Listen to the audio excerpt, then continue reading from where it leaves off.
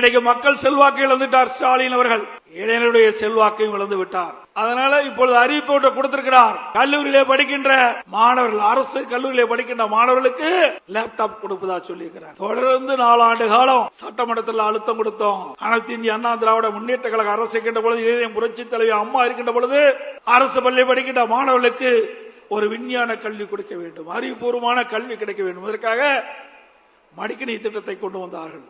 சுமார் 52 லட்சம் மடிக்கணினி கொடுத்தோம். அதை வலியுறுத்தி சட்டமன்றத்திலே நாங்கள் தொடர்ந்து பேசினோம்.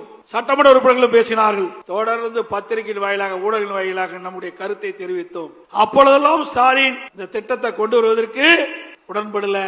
இன்றைக்கு மக்கள் செல்வாக்கு இழந்த காரணத்தினாலே, இளைஞருடைய செல்வாக்கு இழந்த காரணத்தினாலே அடுத்த ஆண்டு சட்டமன்ற தேர்தல் நடைபெறுகிறதை முன்னிட்டு 10 லட்சம் மாணவர்களுக்கு, அரசு கல்லூரியிலே படிக்கின்ற மாணவர்களுக்கு லேப்டாப் கொடுப்பதாக அறிவிச்சிருக்கிறார். மாணவர்களுடைய நலன் கருதி கொடுக்கல.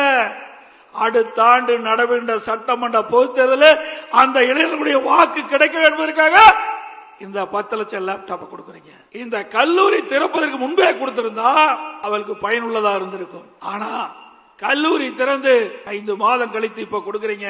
அந்த கல்லூரியில் மாணவர் சேர்ந்த உடனே அவருடைய சொந்த பணத்துல லேப்டாப் வாங்கி இன்றைக்கு அதன் மூலமாக அறிவுத்திறனை வளர்த்துக்கிட்டு இருக்காங்க.